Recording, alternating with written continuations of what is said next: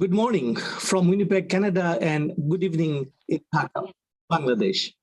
The audience, on behalf of Bangabandhu Center for Bangladesh Studies and Conflict and Resilience Research Institute, Canada, I welcome all of you to today's special webinar titled 1952 and 1971 Bangladesh Genocide, a tale of gross human rights violation. Today is a sad day as we commemorate it as a Genocide Remembrance Day in Bangladesh. 51 years ago, the military force of the then West Pakistan cracked down on innocent civilians as a part of total annihilation plan of a nation. Today, we remember all these lost souls who could not see the dawn of a nation state for which they had to sacrifice the supreme.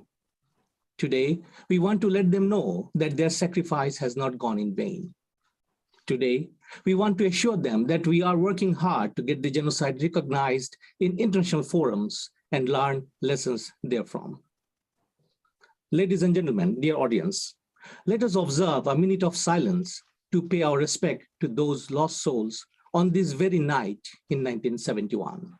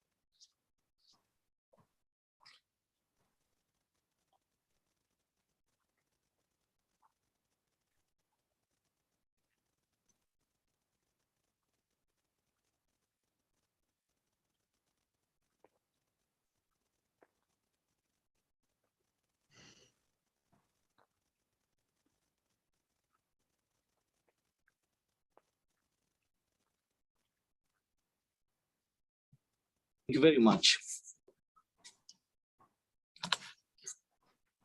Ladies and gentlemen, and the audience, before I get into the main session, let me do the treaty recognition. Bangabandhu Center and Conflict and Resilience Research Institute, Canada, are located on original lands of Anishinaabe, Cree, Ojibwe, Dakota, and Dene peoples, and on the homeland of the Metis Nation. We respect the treaties that were made on these territories. We acknowledge the harms and mistakes of the past, and we dedicate ourselves to move forward in partnership with indigenous communities in a spirit of reconciliation and collaboration. The audience, in this special webinar, we have invited honorable ministers as chief and special guests from People's Republic of Bangladesh and member of Legislative Assembly of our own province, Manitoba, scholars from Bangladesh and Canada, and representative from the Canadian Museum for Human Rights. They're going to share their thoughts on Bangladesh genocide as a case of gross human rights violation, and importantly, what we have learned so far to stop genocide in the future. As you all know, on December 9th, 1948, the United Nations adopted the Convention on the Prevention and Punishment of the Crime of Genocide, which classified genocide as a crime under international law. Despite the existence of the Genocide Convention, the crime of genocide has continued to be perpetrated. Since the convention was entered into the force in 1951, genocides have occurred in Bangladesh, Cambodia, Rwanda, Bosnia, Darfur, and now in Ukraine. Each genocide is unique. However, the moot question is, does the persistence of genocide suggest anything, generally the weakness of our laws in preventing this crime? The audience, having laid out the context for today's webinar, I shall moderate this session and invite distinguished speakers to present their thoughts. There is no Q&A session planned at this end of the webinar, and we all thank you, those who signed up today to be with us.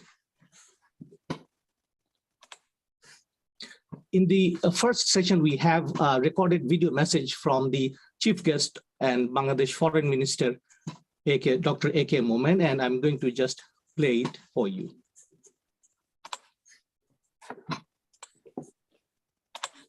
Bismillahirrahmanirrahim. I thank the Bangabandhu Center for Bangladesh Studies in Canada, the Bangladesh High Commission in Canada, and the distinguished participants of this webinar. Assalamu alaikum. Peace be upon you all. Ladies and gentlemen, since the partition of the Indian subcontinent in 1947, Bangladesh has traversed a long and widening path of oppression.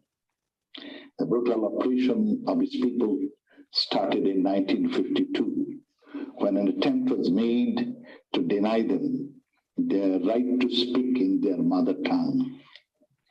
The intent to destroy was evident since then, which culminated in a military invasion titled Operation Searchlight in 1971 against the unarmed Bengali nation, who voted overwhelmingly in favor of the Awami League party led by the father of the nation, Bangabandhu Sheikh Mujibur Rahman. The brutal attack against the innocent civilians was launched as the Bengalis wanted to have democracy and the voice of people to be honored. But the Pakistan army, in spite of honoring their rightful vote and the voice of the people, on 25th March and the wee hours of 25th March 1971, they started the genocide in then East Pakistan, in which 30 million had to leave their homes, 10 million had to take shelter in neighboring India, and more than 3 million lives had to make their supreme sacrifice.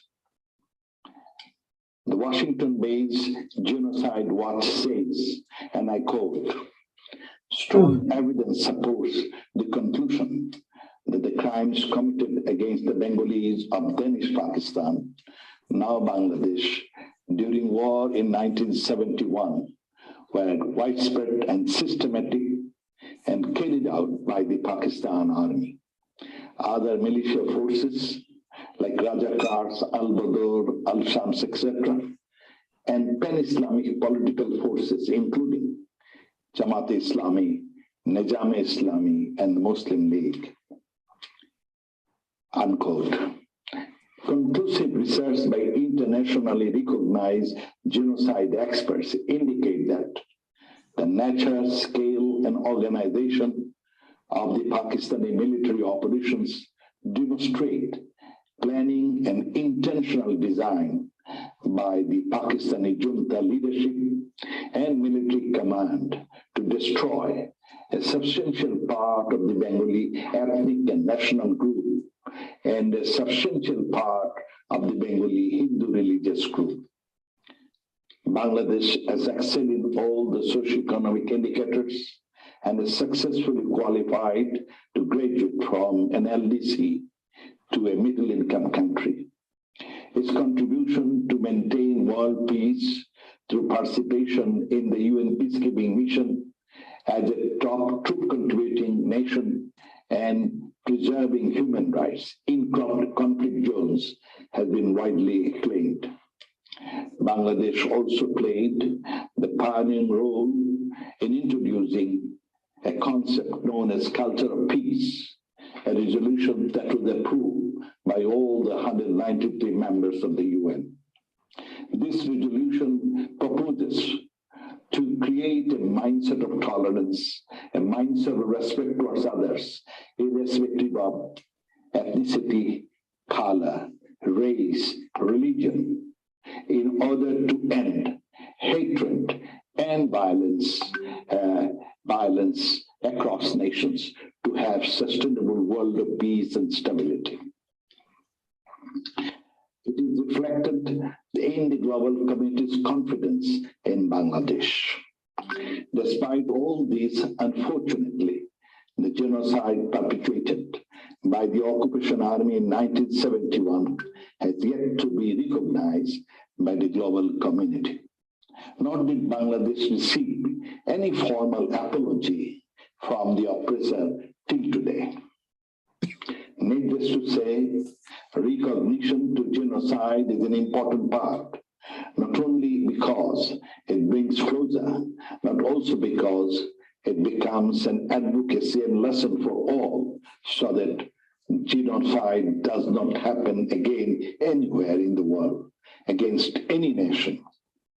Incidentally, Bangladesh is also currently hosting 1.1 million forcibly displaced Myanmar nationals known as Rohingyas, who are genocide survivors on their homeland, Myanmar.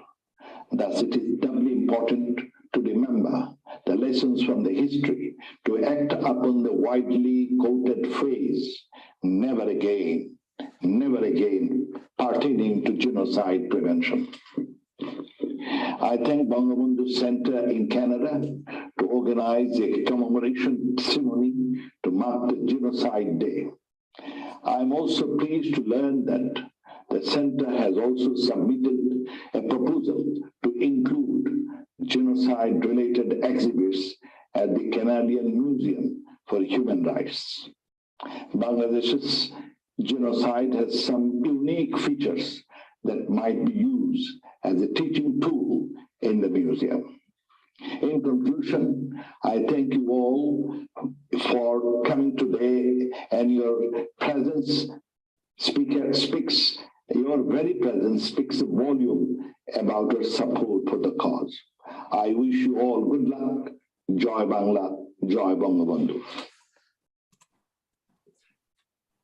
Thank you, sir, very much for your, I would say, very enlightening speech.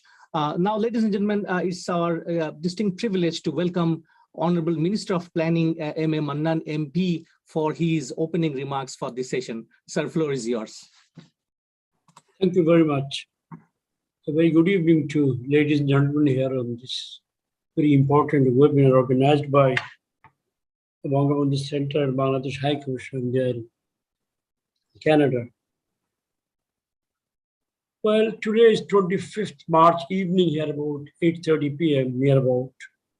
And in 1971, this time, we are much younger, of course, and full of energy. And by this time, I remember quite clearly that tanks, early guns had started rolling out of Dhaka cantonment. The noise on the metal roads of Dhaka were quite screeching and hard all around. We saw early trucks full of troops moving here and there. And people, very ordinary people, who are the backbone of this country, still remain, will always remain, who later on became our valiant freedom fighters. Actually, the people who fought this war, they were everywhere, scattered.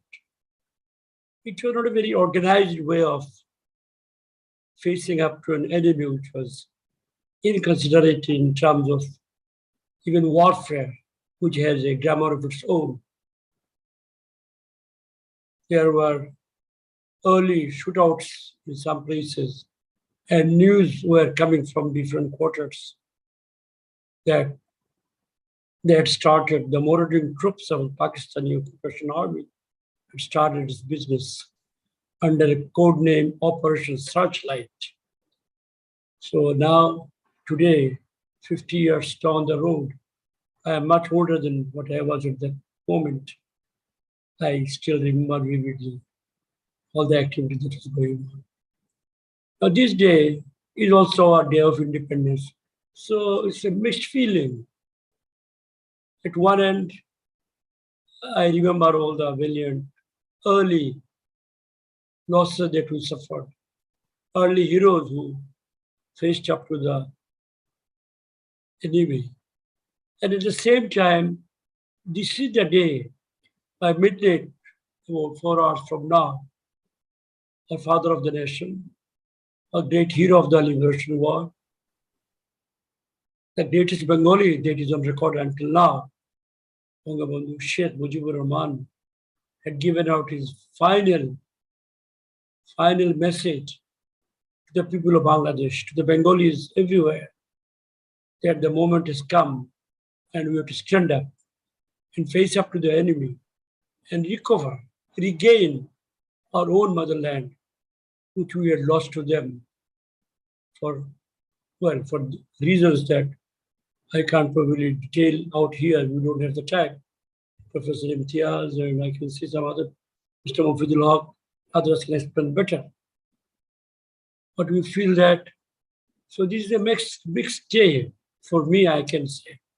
So this is what I would like to say at the beginning.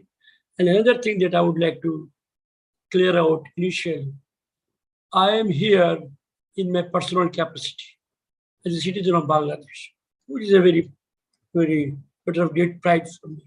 I do not represent the government of Bangladesh here, and all the proceedings that take place here with my own contribution and others will not be an official version of the government of Bangladesh, not at least what I say.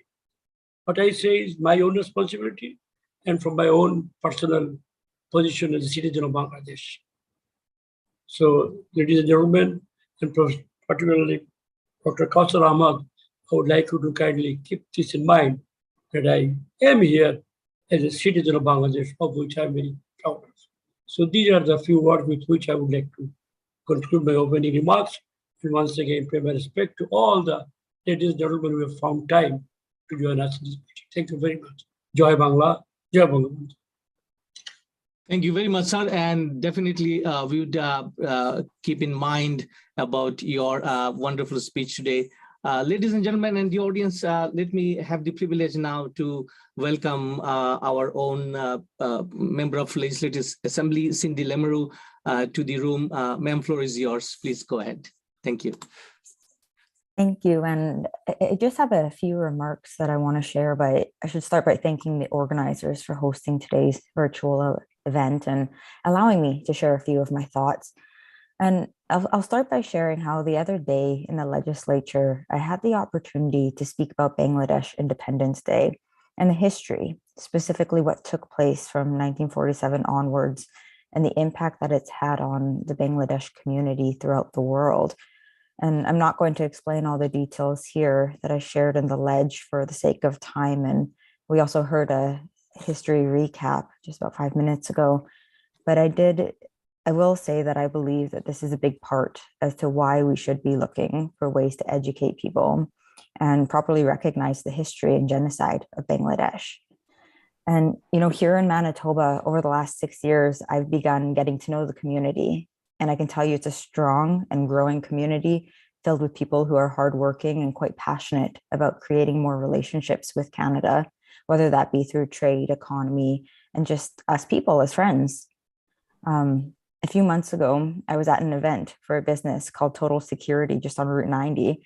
And I spent my time learning more about how Manitoba can build up trade relationships with Bangladesh.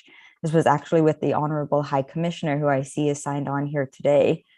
And the reason I share this is because I truly believe there is a need for us, both as a province of Manitoba and a country of Canada, to be more intentional about understanding and appreciating the culture of Bangladesh.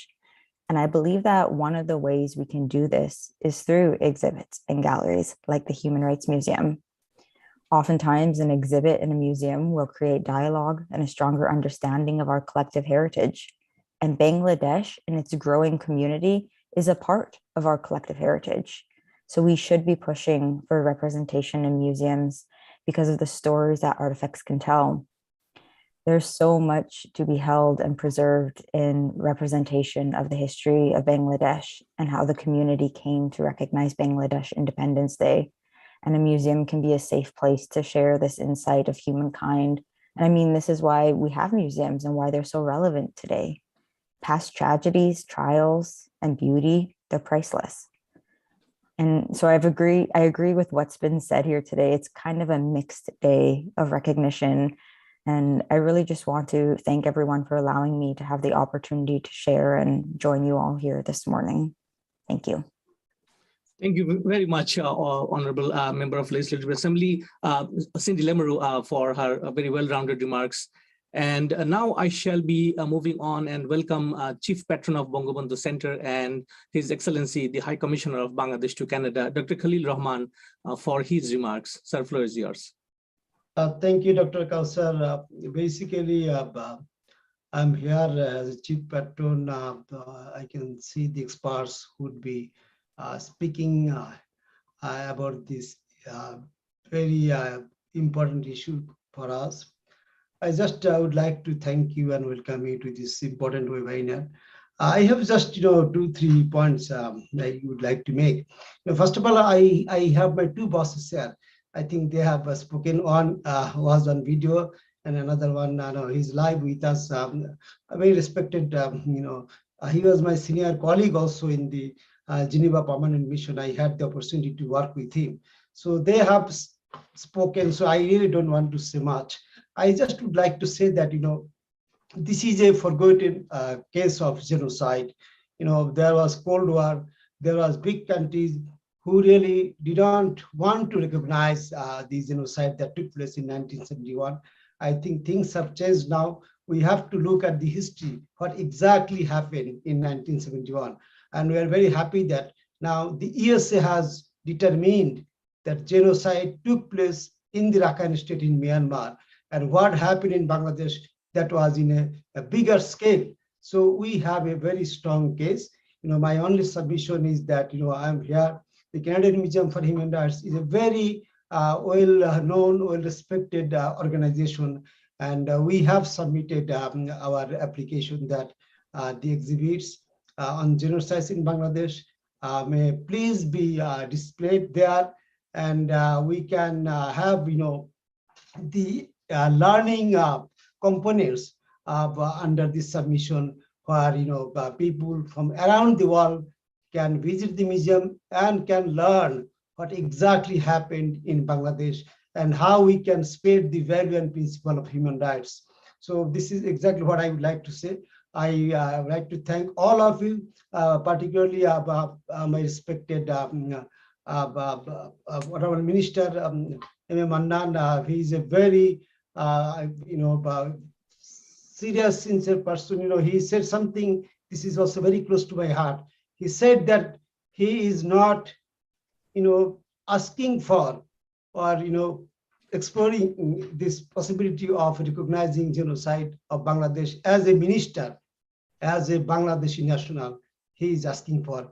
Exactly, I'm here, I have to look at the interest of Bangladesh, but also as a Bangladeshi, I really want that, the genocide that took place in Bangladesh, then East Pakistan in 1971 is recognized and the exhibits are displayed in the Canadian Museum of Human Rights. Thank you all, and I like to really listen to the experts who would be making the case that why it should be recognized. Thank you very much. Thank you, sir, indeed. And it is absolutely as a particular session today that we have organized, and we would definitely listen to the logics and arguments of the case of genocide. Ladies and gentlemen, and the audience, it is our time now to invite our today's keynote speaker, Professor Dr. Adam Muller, who is a director of Peace and Conflict Studies program at Arthur V. Morrow for an institute in University of Manitoba. Many of you might know Dr. Muller's work, and he's an internationally recognized genocide prevention scholar in the world. And it is also my distinct privilege to have interacted with Professor Dr. Adam Muller in the past on behalf of Conflict and Resilience Research Institute. Without further ado, Dr. Adam Muller, floor is yours, sir. Thank you very much, Kauser, and to Crick and all of the other organizations responsible for this morning's commemoration. I'm very, very, very happy to be here and privileged to be asked to provide this keynote address. Just going to pull up my remarks.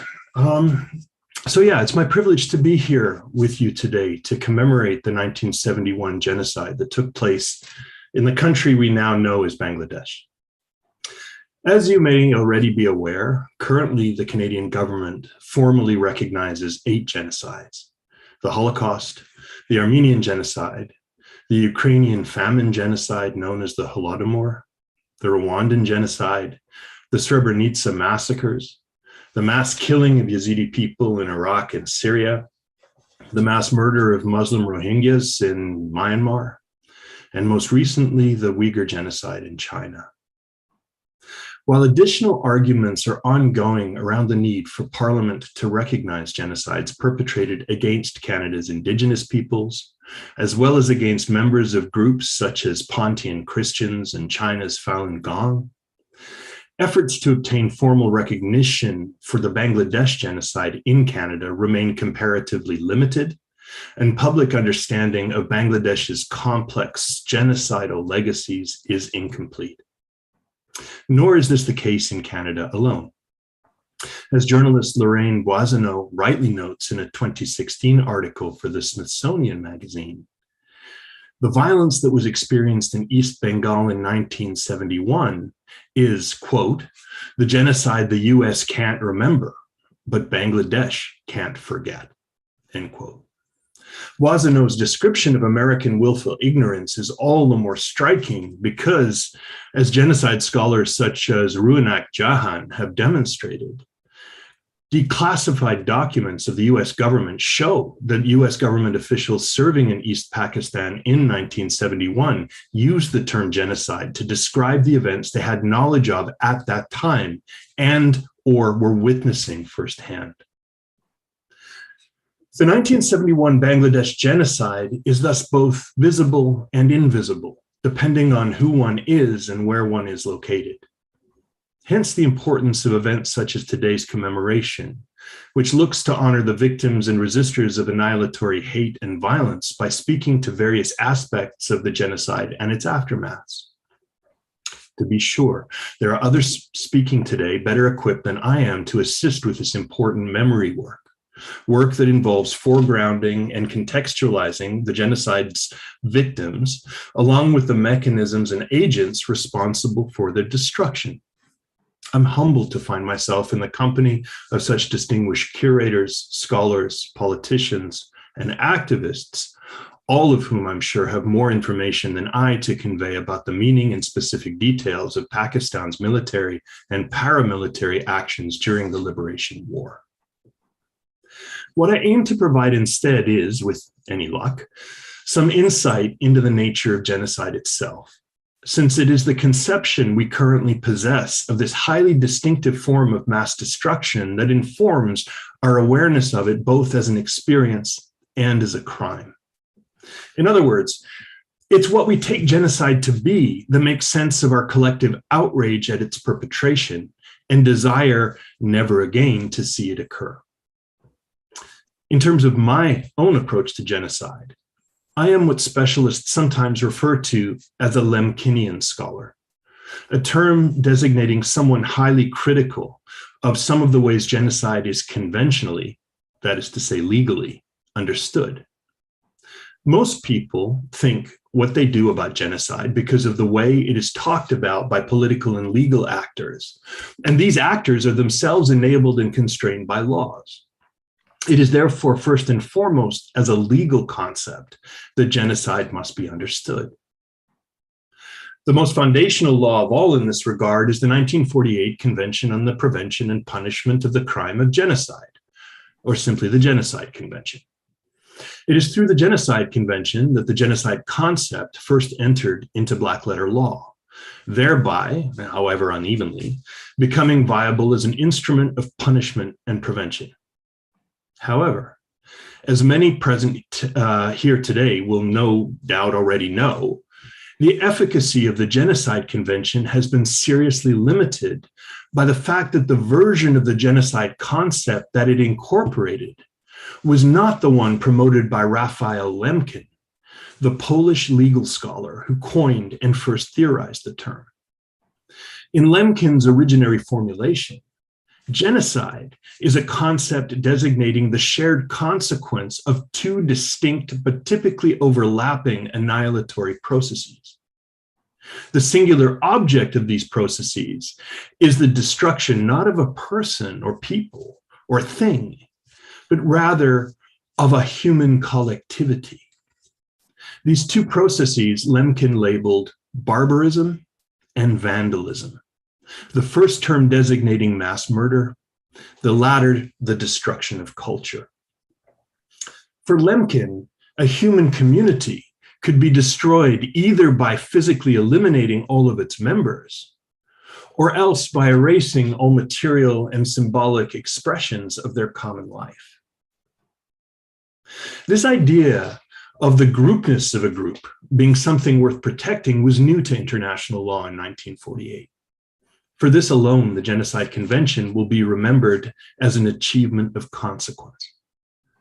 And yet, howsoever great a moral and political triumph the Genocide Convention remains, only half of Lemkin's original conception was ever permitted to become law through the convention's ratification and entry into force. And what was left out of the law continues to be problematic. As has been well documented elsewhere, the convention only acknowledges select forms of physical destruction as contributing to the destruction of group life, with only an extremely limited number of groups deemed worthy of international protection. Perhaps more seriously, despite Lemkin's sustained efforts to the contrary, the idea of vandalism was shorn more or less entirely from the Genocide Convention at the behest of representatives of countries like the United States, Canada, the United Kingdom, and Russia, concerned with future condemnation of their own colonial and neo-colonial assaults on indigenous cultures. The final document we know as the Genocide Convention is thus best understood as a kind of highly politicized boardroom compromise that in some important sense got a job of justice done, but at the cost of comprehensiveness and impartiality. What the occasion of today's sharing of perspectives in memory of the 1971 Bangladesh genocide serves to do is widen our window on genocide so that we may more adequately weigh considerations of culture.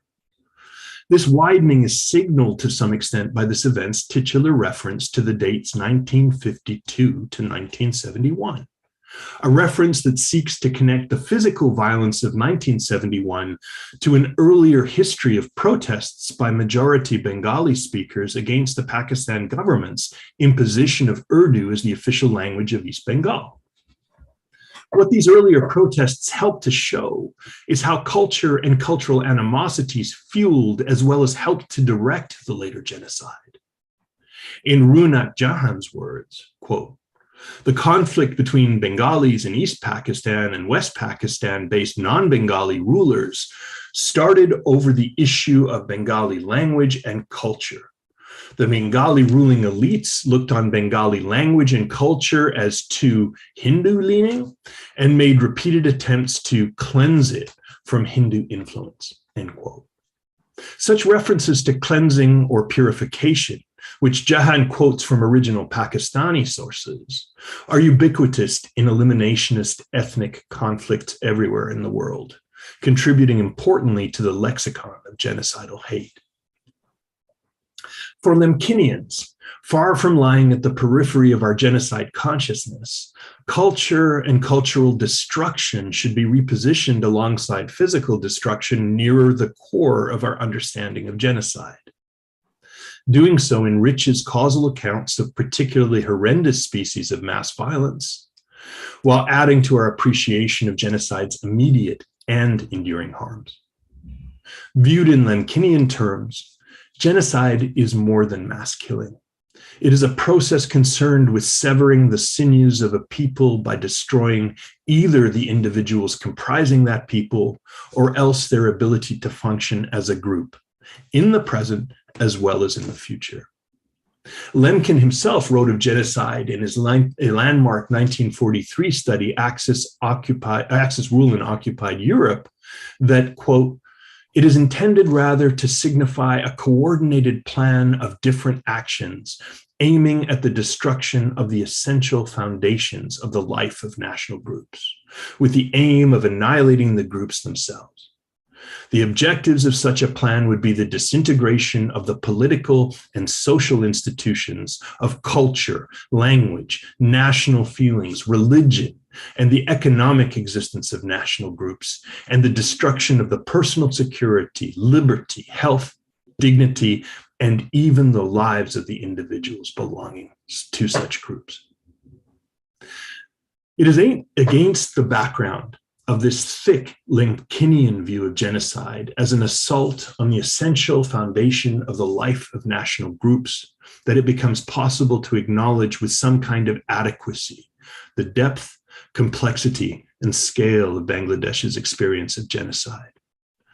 Through this acknowledgement, it will in turn become possible to strengthen the case for international recognition of the Bangladesh genocide while properly attending to the ongoing work of healing and post-conflict repair. Thank you. Thank you very much, Professor Dr. Adam. Such a profound keynote speech. And remember, ladies and gentlemen, dear audience, Professor Muller rightly pointed out, genocide is about destruction of the collective identity. It is not a singular identity of a person in a particular geographical area. It is about the destruction, the intent of any highlighting of a whole and part of the community and itself. Thank you so much for your speech, and we have learned a lot. Ladies and gentlemen, let's move on to our distinguished guests in this part. It is our privilege to welcome Dr. Jeremy Meron, curator, Canadian Museum for Human Rights. Before I let him speak, it is also to acknowledge Dr. Clint Carl in the same museum, who was so kind and who was so humble to accommodate us in last November during the visit of His Excellency, the High Commissioner of Bangladesh in Canada, in Winnipeg. And it is through his advocacy and his support we are here today. And thus Dr. Jeremy Meron has also played a very key role in sparing his time this morning with us. Dr. Jeremy, floor is yours, sir. Thank you very much, Kauser, and good day to all my fellow panelists and the audience. On behalf of the Canadian Museum for Human Rights, it's a real privilege to be with you today. And I thank you to the Bangabandhu Centre for Bangladesh Studies in Canada and Conflict and Resilience Research Institute Canada for organizing this webinar and for giving me the opportunity to speak on behalf of the museum to bring greetings for this important commemorative ceremony. And I'd also like to thank the Bangabandhu Centre for the very, very powerful and extensive proposal that was mentioned on the Bangladesh genocide. That will certainly be a foundational document as we continue our partnership and our discussion and dialogue in terms of what the museum can do to help raise awareness of the genocide. And I look forward to following in the footsteps of my illustrious predecessor, Clint Curl, and continuing that relationship in a good and human rights focused way. So today we gather to remember an extremely horrific period in history when the Bengali ethnic and national group and a substantial component of the Hindu religious group were targeted for eradication, were targeted for group destruction, as Dr. Muller indicated in his remarks, by the military of Pakistan in 1971. And of course, the violence of this period was preceded by attempts to erase facets of the Bengal national and ethnic identity, including language, and the suppression of Bengali calls for self-determination in the years after the 1947 partition of the Indian subcontinent. As we reflect on this history of violence and the declaration of Bangladesh's independence, for which this persecution and attempted group eradication was in part a catalyst, we take the time to remember those who were lost in these violent acts and stand in solidarity with those that survived and the wider Bangladeshi community. Events like this gathering today are an opportunity to look back on this violent past and ensure this history and the lessons that can be derived from it for today and for the future are not forgotten. This is also an opportunity for community support and remembrance, and for broader reflection and solidarity to show those that were impacted by this violence directly or its legacy that they are not alone. At the Canadian Museum for Human Rights, our mandate calls us to advance human rights education and promote reflection, dialogue, and respect for all people. An important component of this, in addition to exhibitions and programming that we look forward to continuing conversations with the Bangladeshi community on, is participating and supporting events like this. Charting a human rights future absolutely requires a commitment to remember, interrogate, and learn from past instances of human rights failures and atrocities, such as the Bangladesh genocide. Targeted attacks against people because of who they are disregard the inherent dignity of each human being that underlines the very notion of universal human rights and shared humanity. As such, targeted attacks like this create a universal obligation for collective condemnation. That's why massacres like this are called crimes against humanity. And if they are crimes against humanity, all of humanity has a duty to respond to and condemn these attacks. So today, as we remember the genocidal violence against the Bengali people and the attempt to eradicate the Bengali ethnic and national group, we say we will not be silent. Certainly reflecting on such memories can be painful, but at the same time, it's important. And it strengthens our collective resolve to ensure these wrongdoings and wrongdoers are called out and held accountable. And these atrocities, as some of the other speakers have discussed today, are recognized by the international community. And it also strengthens our collective resolves to ensure that those victims whom the perpetrators sought to erase are remembered and honored. Events like today are a testament to the failure of the perpetrators of attempted group eradication. So on behalf of the Canadian Museum for Human Rights, I'm pleased to be here with the Bangladeshi community at this time of remembrance, and we commit to continue to working with the community towards a world where such atrocious violence based on identity becomes unthinkable and the rights of all are respected. Thank you very much.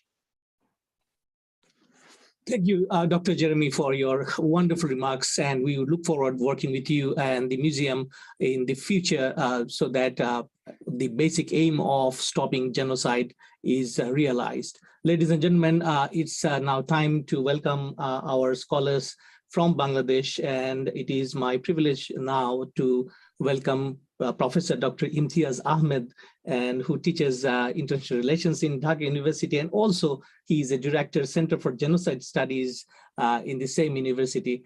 Professor Dr. Imthiaz, a very warm welcome, and I'm sure it is evening at your place, and thank you so much for being with us. The floor is yours, sir, again. Thank you, Kausar. Good earth to all of you, wherever you are. I have a Canadian, I would say a little bit of time I spent in Canada, in Ottawa, almost 6 years, I think. So I fondly remember Canada. So good to see some of the panelists. Let me also welcome the Honorable Minister.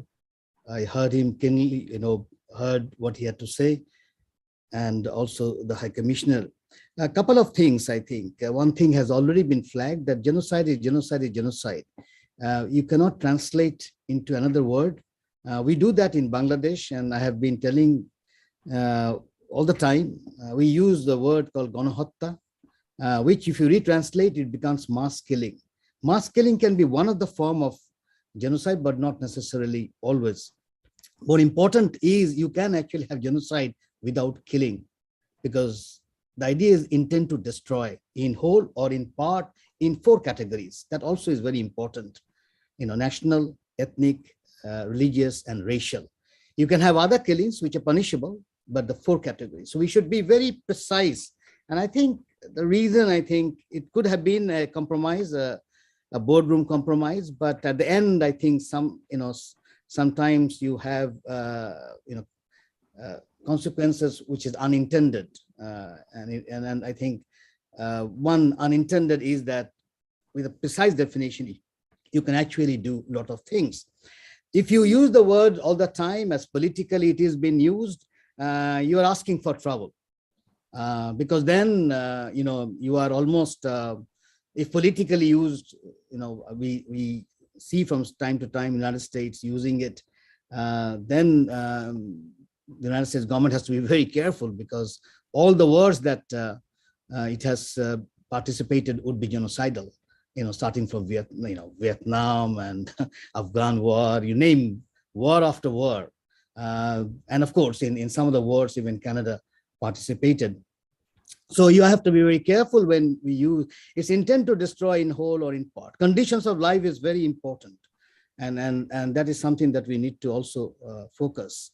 Complicity is also very important. As I said, it can be a punishable offense even if you're not killing someone. If you're planning it, then it could be part of what genocide is all about. So I understand that a lot of people would talk a liberal, but looking into the definition now after many, many years, United States ratified it ratified in 1986, long after it was tabled. It took many, many years.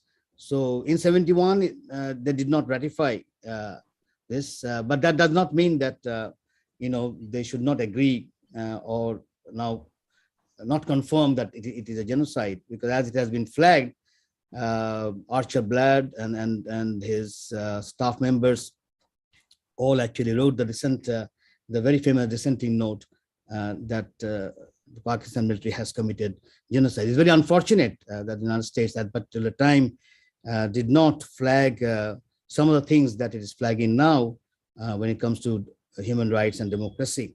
But then it is never too late. I think we can, create public opinion. And that brings me to the second point. When we talk of genocide, it's not on a particular day. Genocide, and not a particular location even. It can spread for many, many years, because if it is conditions of life, you can easily see it can really spread. And for Bangladesh, one can go back to 1948, actually, the very day when Pakistan pointed out that Urdu will be the only language, and the protests came and the firing started. And then, of course, 1952 is a very important date. So, conditions of life, and they tried in many ways in changing the curriculum, not putting emphasis on the Bangla education. And one can, at one time, they even wanted the Roman alphabet to introduce. The conditions of life is such an interesting word that you can actually stretch it and really put the perpetrators, in a position where I think people would understand that it did not begin one day, and it had a longer history. So in Bangladesh case, it's the whole 9 months, and we did, kind of day-to-day mapping. We're still working on that. The full list is not there. If you go almost every day during whole 9 months, they were killing somewhere in Bangladesh by the Pakistan military and its collaborators. And we need to do this day-by-day single. And in some days, they were in several places. So a lot of people would argue that how in 9 months, how can you have 3 million? There are a lot of, first of all, it's a population is huge. Back in 71, it would be half of Canada's population. Canada's population in 1971 was 21 million. So if it is 10 million refugees, you can say half of the Canada went out or went to another country. Now, they did not go for a tourism purpose. When you 10 million people going, fleeing a country, you can easily see how terrible it can be. I remember I was just a class 9 student. I left my parents, not telling them. I went to Agartala, literally slept on the pavement. I'm familiar with refugees. And more importantly, people don't really count the number of people who died in the refugee camps. That also has to be added to the number. It's very important. And the number of abortions that took place in whole 9 months. So if you count them, it's horrifying. It's unthinkable, looking at the dead bodies all around. And I can tell you, some of the images, it really haunts me. And then the trauma that it created to the rest of the population, almost all population, My mother never came out of the trauma because two of her children went to join the Liberation War, and she could never, throughout her life, she's no longer here now. But I remember throughout her life, she was traumatized. So what would be that trauma? Because genocide is not only an event, and it goes from generation to generation. That's the problem. Anybody familiar with, Carl Gustav Jung's writings would know that it goes from generation. Fear goes from generation to generation, and that's the problem. And this is somehow we have not been able to, come. We only think it's somebody else is committing genocide, but we forget that even the genocide that has been committed in a location where we are staying, it can go from generation to generation, and that's the problem. Even with all the development, it will come back one way or other.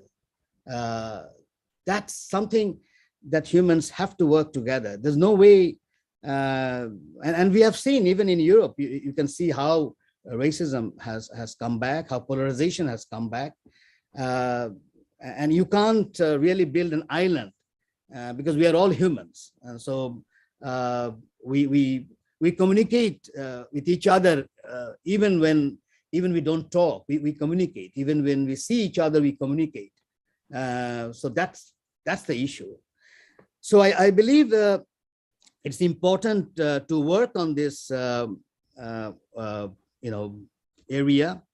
And when we say 3 million people were killed, keep in mind that millions also live, and the millions need to flag this from all professions, all sides. It's not only it's not only an issue for the academicians or the journalists must come forward, the painters must come forward, the singers must come forward.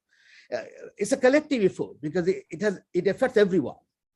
So it's not yes, museum can make a sense. Yes, Center for Genocide Studies and some of the extraordinary people who have made centers, but that's only part of it. It must come from all sides, and all sides must work together irrespective of the national boundaries. Whether we are talking about Native Americans or Native Canadians, the Aboriginals, not to mention the slavery that it's absolutely genocidal. And not to agree to that would actually, put you in trouble, because then when you flag the word genocide, people will not take you seriously. So it is important, since you have not committed, you are not part of the slavery. So why not, agree to it and then see how we can resolve some of the issues. My final statement would be on the issue, of course, on the Rohingyas. And we work very closely with the Rohingyas, and I have seen the trauma very early on this time. I was also familiar with the Rohingya issue back in the 90s, but as you know, they were thrown out in the 70s and also in the 90s. I remember vividly in the 90s, but this time you can see the trauma. It's the eyes and the expression when we collect stories, and I've seen them. And as I say that, this will go from generation to generations, and how do you stop that?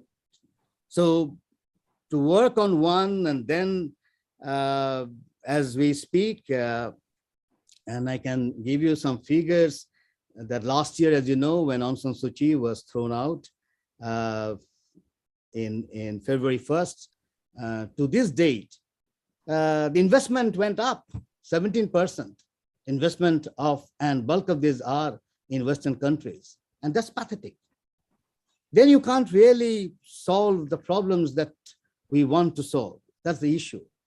You can easily see, and why I'm saying it is that date is important, February 1st last year, because all news would agree that more than 1,500 people were killed of their own people, but the investment went up. How do you resolve that issue? So genocide is not something different from the others. It's the whole issue of business, the investment, the education, your mindset, the curriculum is absolutely important. Whether you are creating alienation in the curriculum or not, that is also very, very important. And of course, the very fact that some of the things that we take it for granted, whether it's nation state or sovereignty, not to mention the national appeal of one bird, one national animal, one national flower. This singularity is the first step towards supporting alienation and genocide. That's the point. And a lot of people would argue that modernity, as an archist discourse, has contributed to the modern genocides. So it's a difficult work, but I'm very happy that we are having this discussion. I think the technology that we are using now will develop. I see no reason why Canada, Bangladesh, and many other countries together, can't work on a curriculum to offer courses on genocide, where students from Manitoba, from Nigeria, from Bangladesh, from Tokyo, all can get together and talk about genocide collectively. And there, I'm sure the Canadian Museum, Kausar, Mufidul Bhai, and all the excellent people I see, all can join hands and contribute. Thank you very much. Thank you, sir, very much. And I would say that it's a very interesting remarks Professor Imthiaz has really made this morning about working collectively to stop genocide. And it is not about an intervention from a state or a group of people. It is rather a collective effort in order to stop investment, for example, in Myanmar. Thank you very much again. Ladies and gentlemen, it is time to welcome Mr. Mufidul Haq, Trustee, Liberation War Museum, Dhaka, who is in this field for many, many years. And he has a lot to say, but today we just wanted to listen from him why he thinks this is an important initiative to submit our exhibits in a Canadian Museum for Human Rights. Mr. Mufidul Haq, floor is yours, sir. So if you unmute kindly, sir. Thank you, Professor Kausar Ahmed and the distinguished panelists. It's a great honor and privilege for me, and also it's a responsibility on my shoulder that on this very day, I have been invited to address such an august gathering. And this is the day Bangladesh can never forget. I think Professor Adam Muller has rightly pointed out that the US can ignore, but Bangladesh cannot forget. And it's a day which touches the heart of every Bengali family. It's a brutal attack which was launched on this particular night. And so commemoration is very important for us. And as we commemorate, we are getting more and more committed to memorialization. This is, I think, the core issue of any way we want to confront genocide or mass atrocity crimes. We must remember, we should never forget, and we should learn lessons from the history. And I am really thankful to Professor Adam Muller, my colleague in IAGS, International Association of Genocide Scholars, and he has very rightly pointed out, I think, one of the core issues that when we study a particular genocide, should we take the tool of the Genocide Convention and the definition of genocide, or should we look from bottom up that what really happened and whether it fits with the legality of definition or it calls for wider perspective. I think that's very important. And if we look into the Bangladesh genocide in 1971, he has rightly referred to the language movement, 1948, 1952, to landmark events. And I will here point out a few things that what was behind the denial of the fundamental right, the mother tongue, the language of the Bengali population, who constituted 55% of the Pakistan total population at that time. But because of the reality of partition and very complex political and social reality, the center of authority was lying on the western part with the non-Bengali people. And so right from the beginning, it was a single state, but it was a semi-colonial state.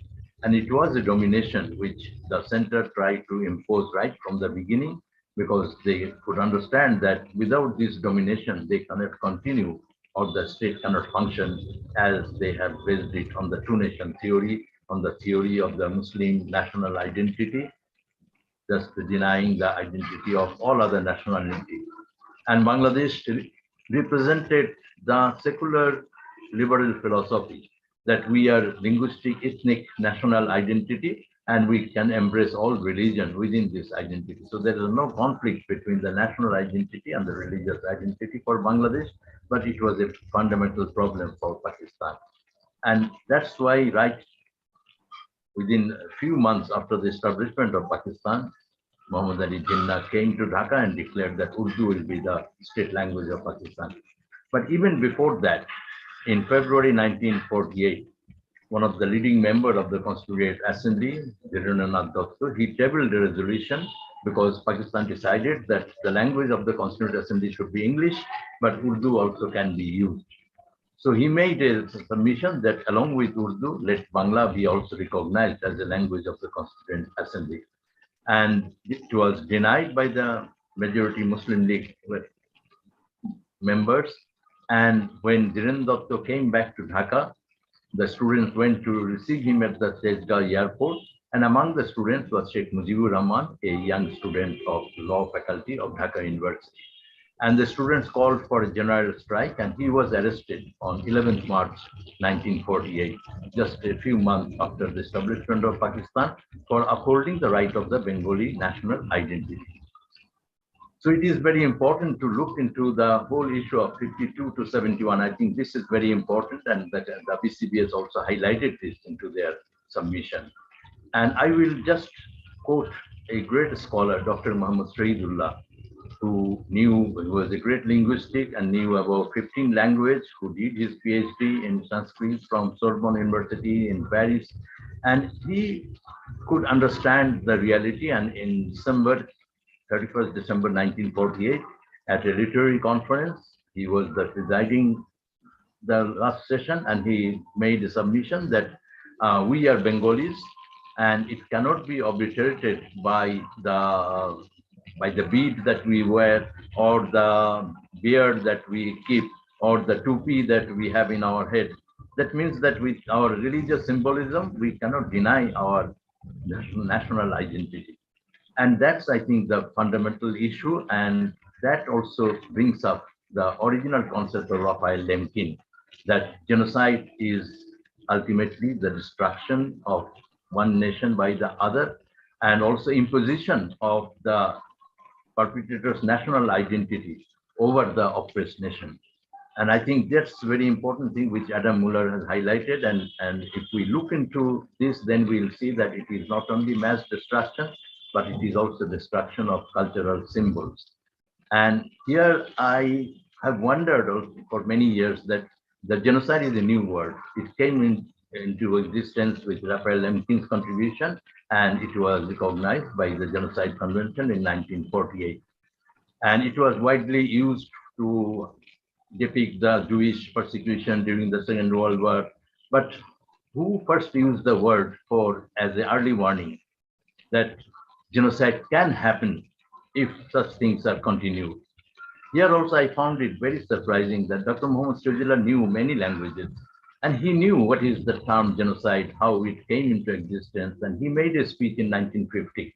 In April 1950 at Kumilla at a conference of the college teachers, and he delivered the speech in English.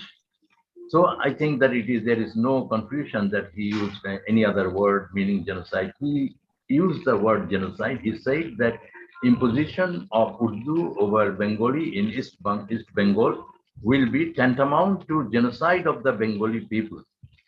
And I found it very, very far-looking and insightful.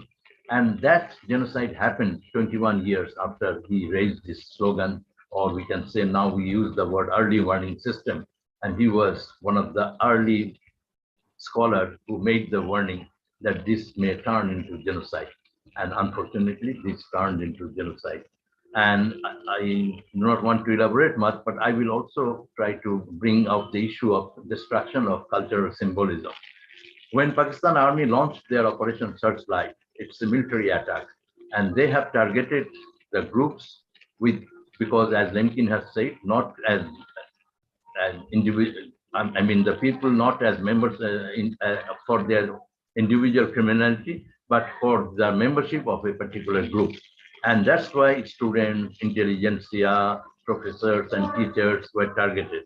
That's why Hindus were targeted, because they, and that's why also the political Bengali nationalists were targeted. But the ultimate aim was destruction of the nation. And Hindus were targeted, as per definition, we'll say that they were targeted because they belong to the Hindu religious group. But they were targeted because Hindu religious group formed a fundamental is a very much part and parcel of the Bengali national identity, which is a secular liberal identity. So it is with that understanding, they try to clean East Bengal of all the Hindus and try to send them outside the border, like they did in 1948 because of the exchange of population policy, which was imposed on Punjab. And also, it is a military operation, but they destroyed 3 physical structures. One of these is the oldest temple in Dhaka, the Ramna Kali Mandir, which has no military significance. And one is the central Shahid Minar, the memorial that the Bengali people raised in honor of the language movement. And they brought heavy artillery and destroyed the Shahid Minar, which has no military significance. And they also cut the banyan tree at Dhaka University, which may seem funny for the military to make this operation, but banyan tree is a symbol in Bengali life. And banyan tree, under the banyan tree, the community, the group always used to come together. And the banyan tree at the university became the symbol for the students to get together and raise their protest.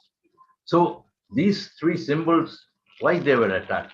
Because it is part of the original concept of genocide, that it is the destruction of the nation, and they will not leave any sign of the Bengali national symbols or culture, and also those who champion Bengali nationalism and culture.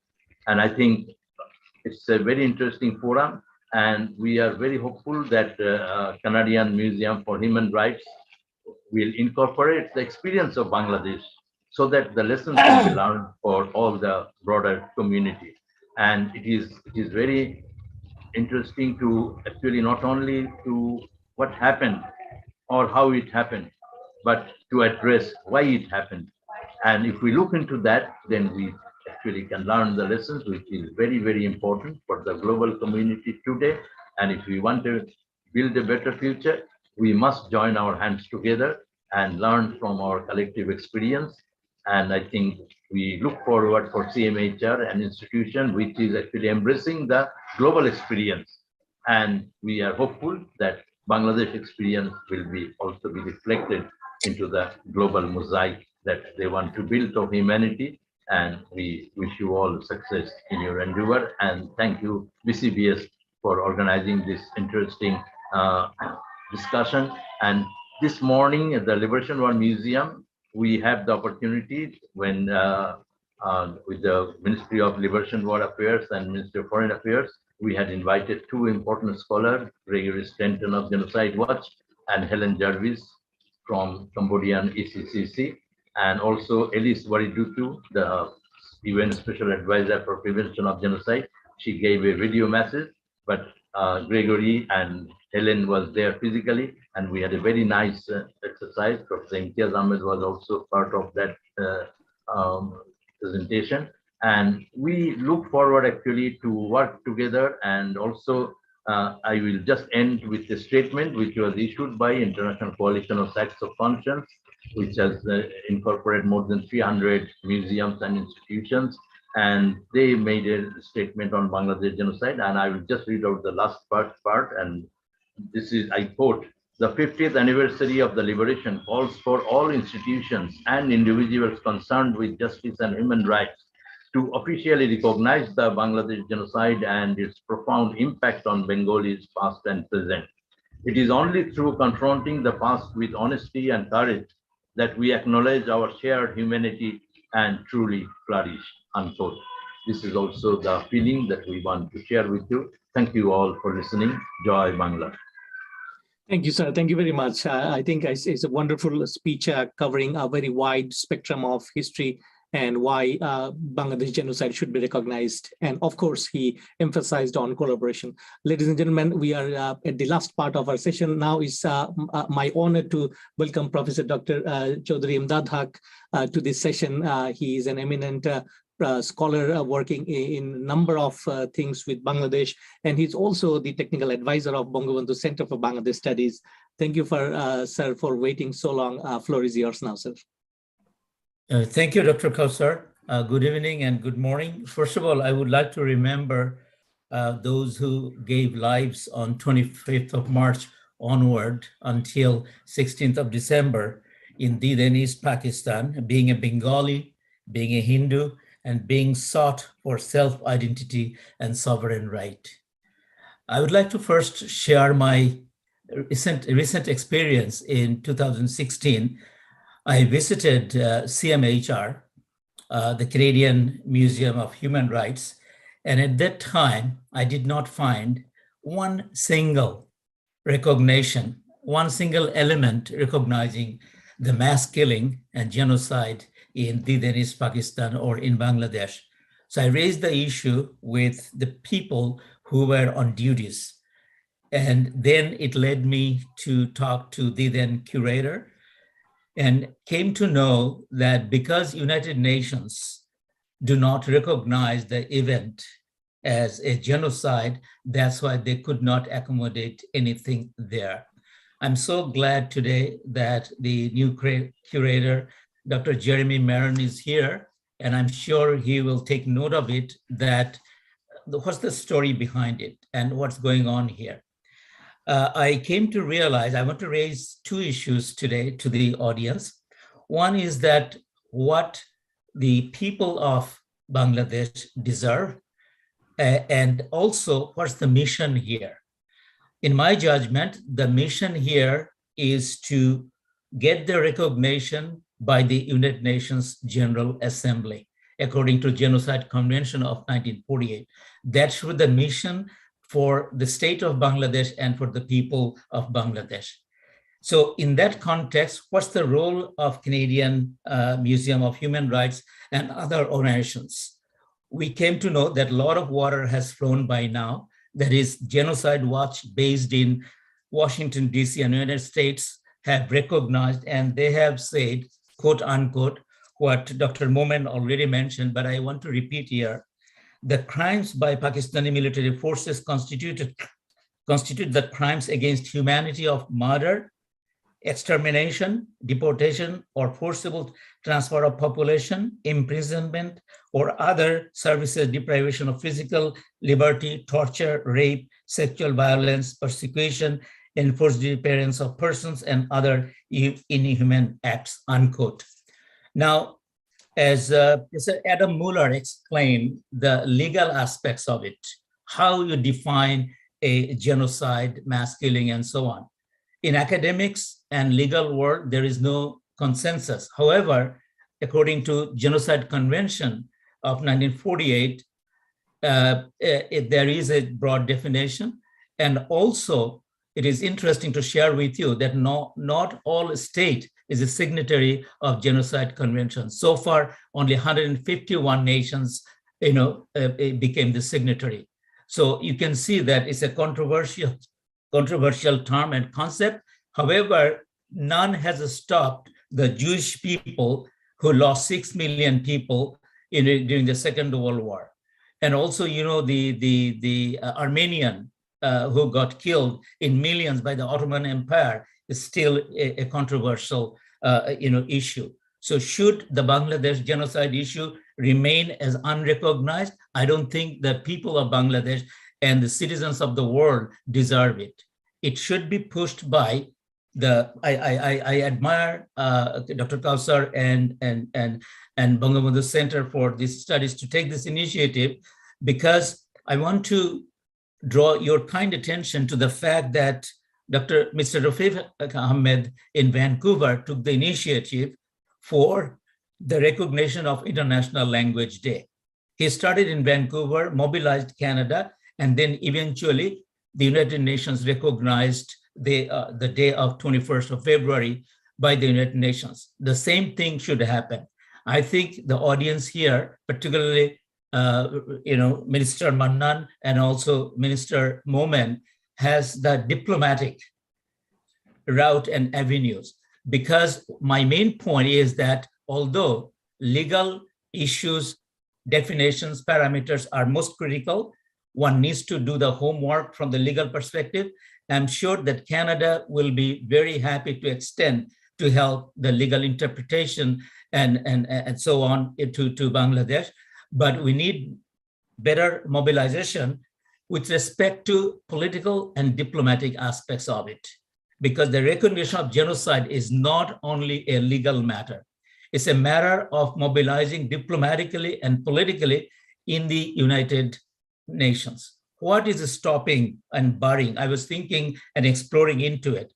It is the perpetrators and their legacy. That is the Pakistani regime and their influence, their allies in the United Nations is barring it. Now, the response are not only of the state of Bangladesh, but also other affiliated and sympathetic organizations, NGOs, Canadian Museum of Human Rights, across the world, in Australia, in other parts, in England. We need to mobilize and come the recognition from ground up. Then the things at the United Nations will change, and the genocide of Bangladesh one day will be recognized. Whether I can see it, you can see it, our next generation will see it. Let's take a mission and let's mobilize and bring it to the Prime Minister and to the Prime Minister of Bangladesh that we need lobby group, we need mobilization of NGOs, we need mobilization of museums, we need mobilization of other governments, and then we can make it happen. Thank you very much. Thank you, sir. Thank you very much for powerful words. And I think all the distinguished guests would 100% agree with you, and especially the peoples from Bangladesh. Thank you so much once again. Ladies and gentlemen, let me welcome now our advisor of Bangabandhu Center for Bangladesh Studies in Canada, who is patiently waiting in the wings, David G. Newman, my mentor in Rotary. He's a peace builder, and of course, he has a lot to say in the field of human rights. David, floor is yours. It is a moving and privileged experience to be part of this discussion today. I'm here certainly as an advisor to Crick and Kausar in my humble civilian life experience way. I'm a retired lawyer, just retired lawyer. So I just wanted to contribute this aspect as a retired lawyer.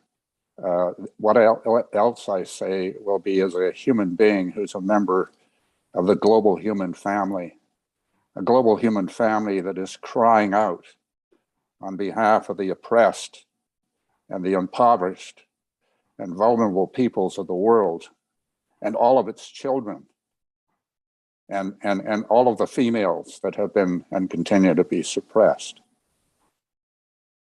But as a lawyer, I remind all of us that on March 25th of 2010, a tribunal was set up, which was the International Crimes Tribunals Act of 1973, and that was the foundation, the legal foundation for that tribunal to be created. Many years, of course, after the fact of the crimes against humanity that were perpetrated, and led, of course, to that court to adjudicate, I think, about 30 cases.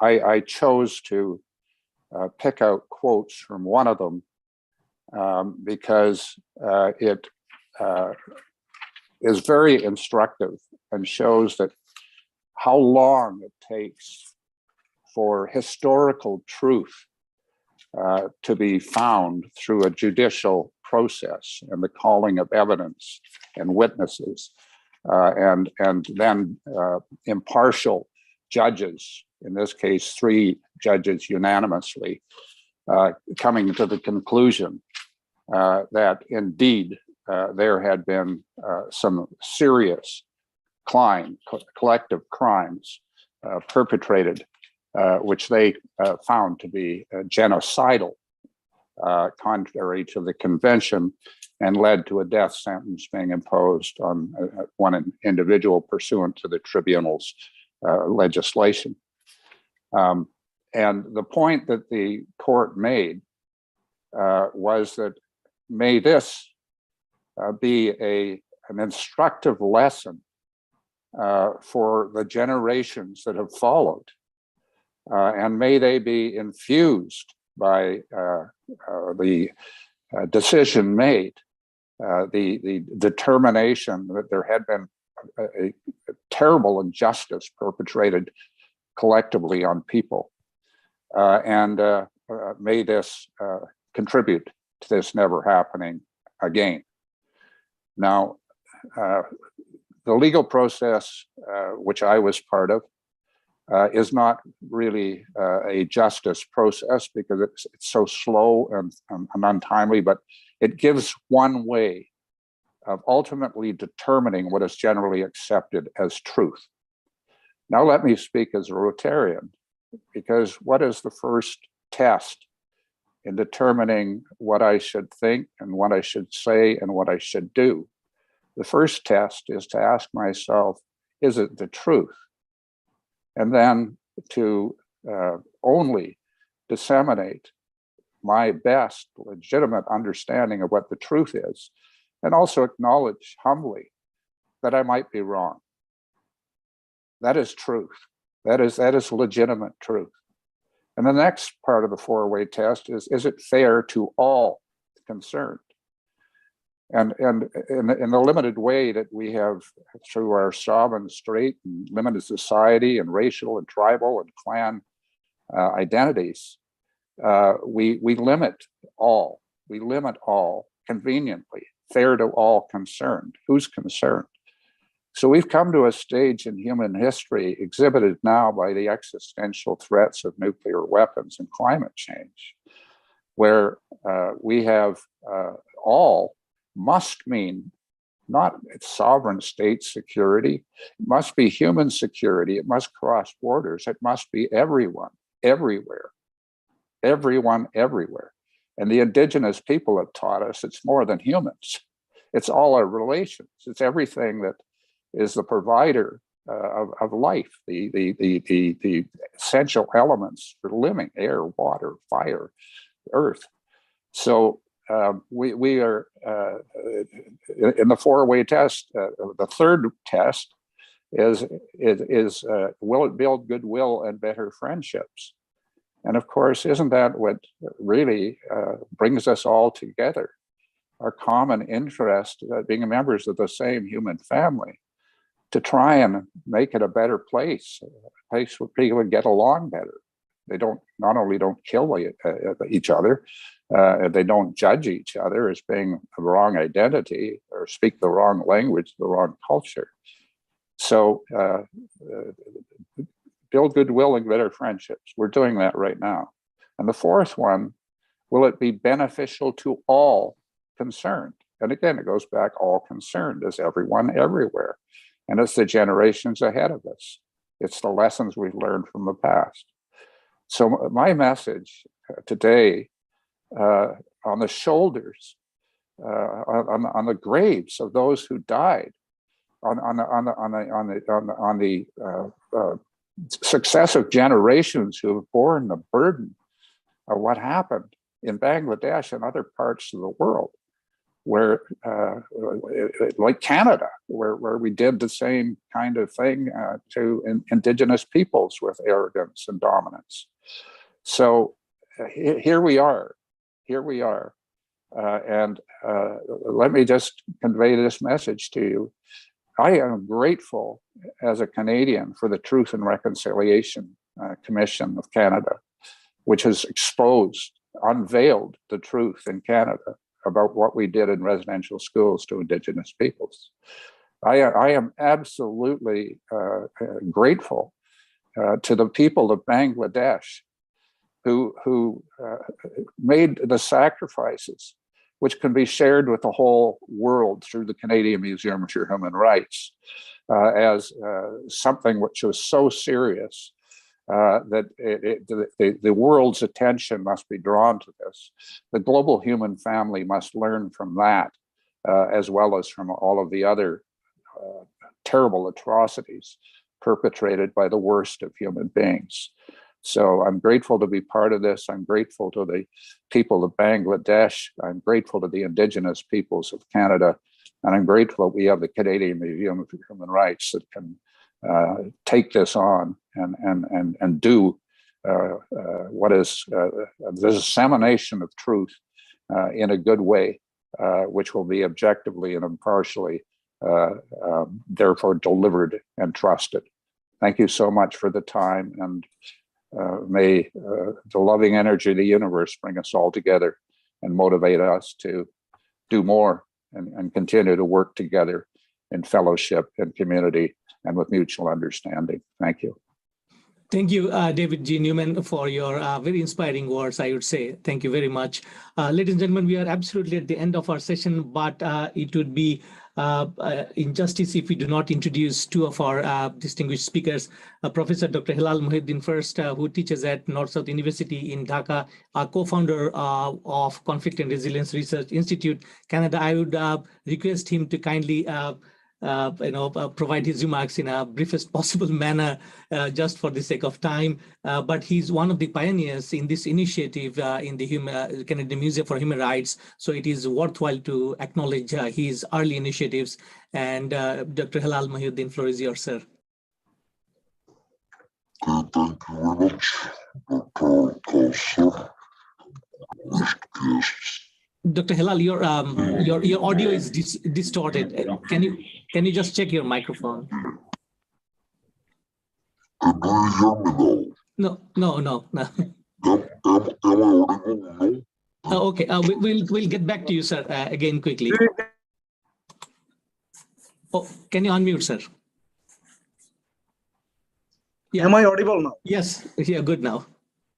Okay, good. Okay, in early 2013, we took that initiative that we need to convince the Canadian Museum for Human Rights to come up with a recognition of 25th March 1971 as the Genocide Day. There were some reasons. I was an activist at that time, human rights activist, and it was my understanding that there are something, like we need to do something, as it was mentioned before, that collective condemnation. And for collective condemnation, actually, we found 3-4 areas that were very crucial to us. And we found that we can put the 25th March 1971 under a broad umbrella, just using these 3 parameters. One was human rights literacy, another one was peace education, and then activism to eliminate genocide. Genocide came to our mind again and again in 2003 for different reasons. I don't have enough time to explain that at this moment. But one thing was very important. As an anthropologist, I was just focusing on dehumanization, labeling, branding of people, stigmatizing people that took place in Bangladesh, especially during the war, and that Operation Searchlight that took place on 25th March in the night. We were branded as non-Muslim by the Pakistani people. It was one of their objectives, as mentioned by Mufidul Haq, that they branded it that way. And it was a kind of stigmatization.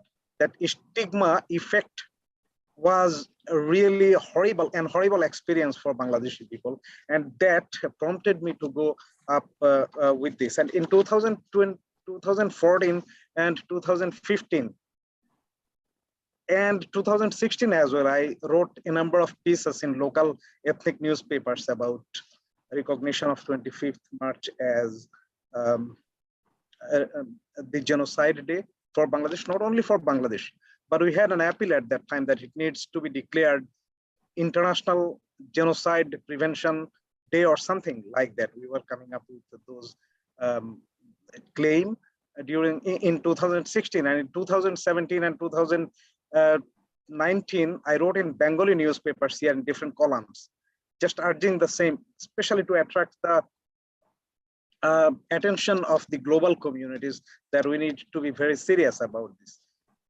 So from that time onward, we were working for it, and then a chance came in 2019. We visited Canadian Museum for Human Rights, although we previously discussed maybe by email in 2013 and 2014, we could not continue that. But in 2019, we again reestablished that relationship, and we claimed with Clint especially, we placed our proposal that we are going to submit something here.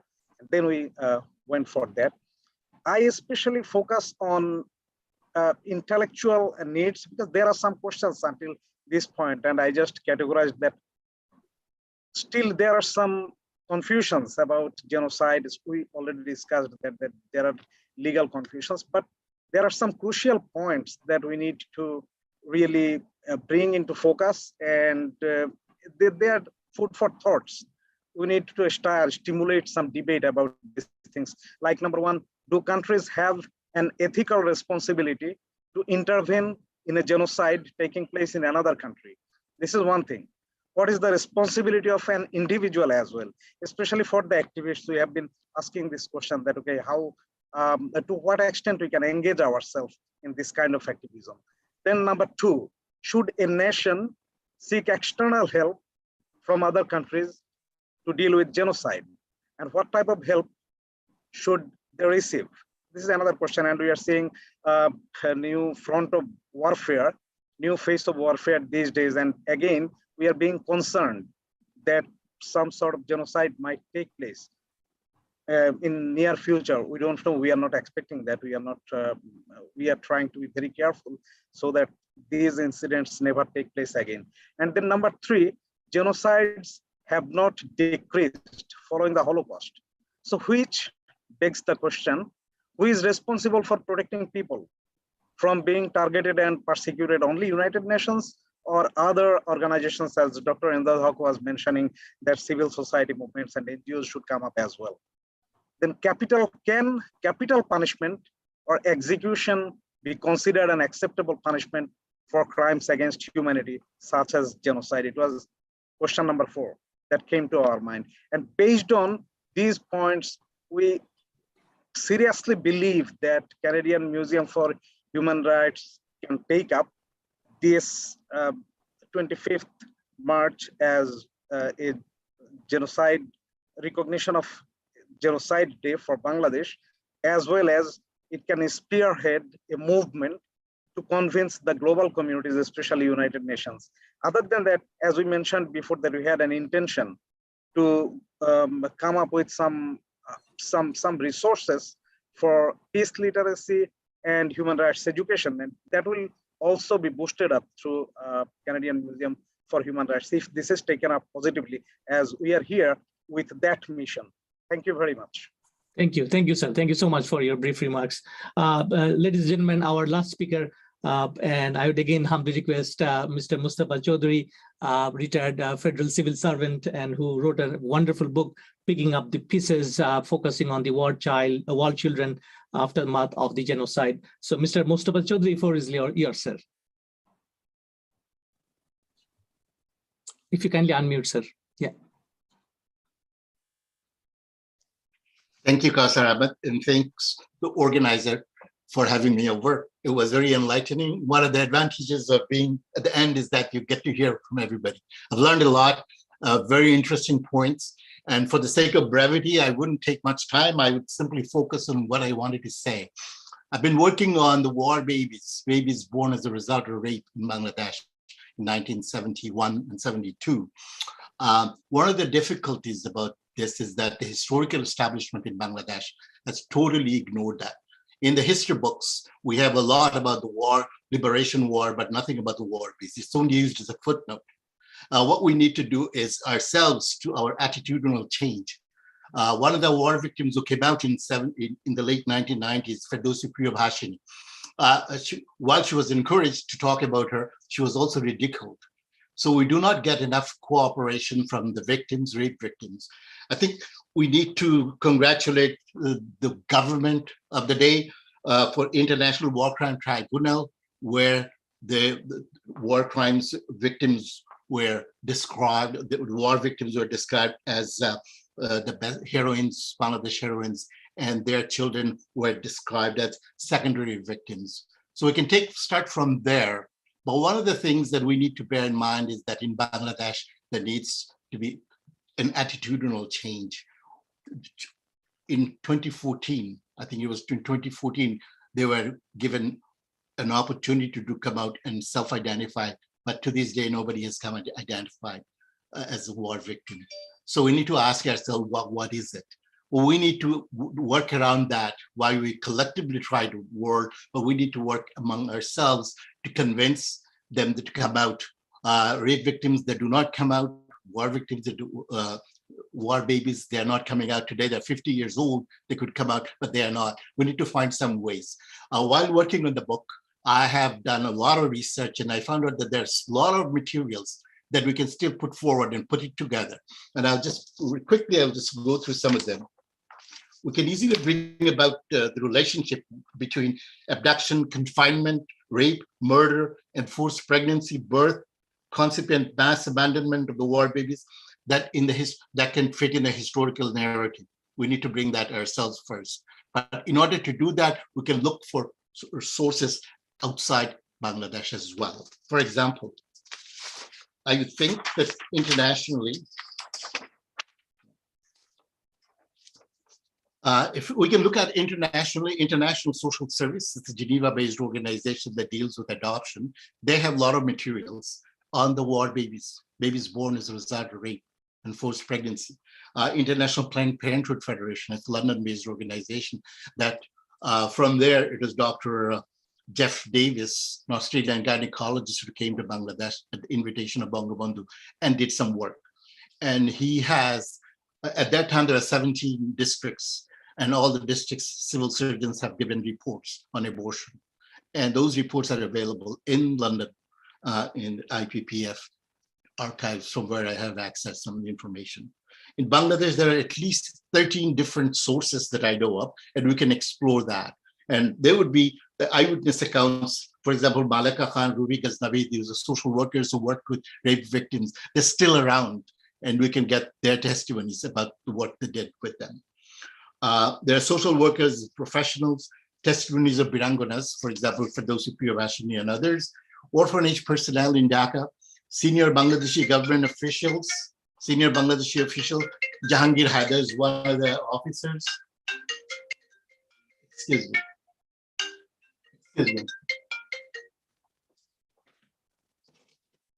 And the discovery of Buddha Bhumis, place of execution, Ministry of Labor and Social Welfare. That is a lot of documentations. For example, when adoption was arranged, Ministry has documentations that I've tried to include in my books. They have a lot of documentations. Dr. Bashat, he's an individual doctor who did work on adoption. He was with the family planning of Bangladesh. Records of Missionaries of Charity, from where I took some materials. Missionaries of Charity, they have documentations on the birth of the war babies. They have records, registered books. Records of Christian Organization of Relief and Rehabilitation, CORE, and of course the Jatiyo Nadi Punarvasan Board. These would be some of the organizations that they have records on the war babies. They're scattered, we need to collect them. In Pakistan, we can get Hamidur Rahman Commission's report that was prepared, although the report talks about, makes reference to sexual rape, makes reference to rape, but it was mandated to see why Pakistan lost the war. So its mandate was different, but it does make reference to rape, large-scale rape. It does refer. Again, in Canada, there are several evidences. There are places where you can find evidences. For example, Canadian adoptive parents. they themselves have documents, and Mufidul Bhai, people like Mufidul Bhai, they received certain documents from the couple who adopted and who were originally the people who adopted the babies. They have given their documentations, all their papers, to the museum, to the Liberation War Museum. Archives of Ontario and Archives of Quebec, they have documentation on the adoption and babies who came to Canada. Department of External Affairs, Government of Canada, Canadian Council on Social Development, because that's the one that does home studies for adoption. So they do have materials. Families for Children, it's a nonprofit organization that has tons and tons of materials, and I have access to them. And of course, there's Dr. Davis's reports available through IPPF, as I mentioned, and it's available in other. And these adoptive parents have done correspondence with the Bangladesh. So they have their correspondences, and that is a big source of information on genocide that we talk about, the babies who are born as a result of rape. And Library Archives has tons and tons of materials on them. So these would be some of the documents which we may look at to collect to strengthen our case. It did happen. It did happen. And we just have to make sure that we collect them and work collectively in order to make our case. Thank you, sir. That's all I would like to say. Thank you so much. Thank you, sir. Thank you so much. Dear audience, absolutely end of our session, but we started our session with the Honorable Minister of Planning of People's Republic of Bangladesh. We'd like to go back to Honorable Minister M.A. Mannan for his concluding remarks. Sir, thank you so much for waiting so patiently with us. We just want to express our gratitude. It is night in Dhaka, we understand, sir. So floor is yours, back to you for your concluding thoughts, sir. Thank you very much. Well, I don't have much to contribute here, and of course, not in way of thoughts even. I've heard the gentleman speaking about it, but a very high concern to us as a people. But being in the government, we have a whole lot of things to do also. I'm not saying that this is not important, but this is very important, but the other things are also equally important maybe. So while pursuing other issues of life, our government of Prime Minister Sheikh Hasina, we don't have a sort of vengeful attitude in this matter. We want records to be corrected, history to speak. And just for you researchers, gentlemen here, everywhere in Canada, Bangladesh, anywhere else, to make your contributions. I can assure you that we in the government would like to be with you, help you, assist you in seeing that this job is done. A closure is reached, which is absolutely necessary, because this, as gentlemen have all said, it's a matter of high trauma for us as a people. How many people were killed? These are matters you discuss for days on, you do research on. That's not very important at this point. Millions were killed, that's for sure. And millions were, country was vandalized, the word was used by someone here. So these issues, we'll have to pursue.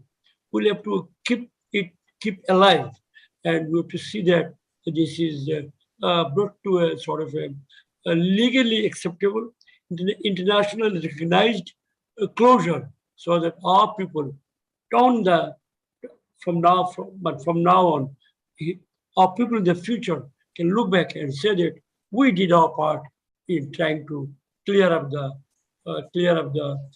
misinformation and disinformation that the perpetrators had been able to create and had been able to hoodwink a large part of the global public opinion on this important matter.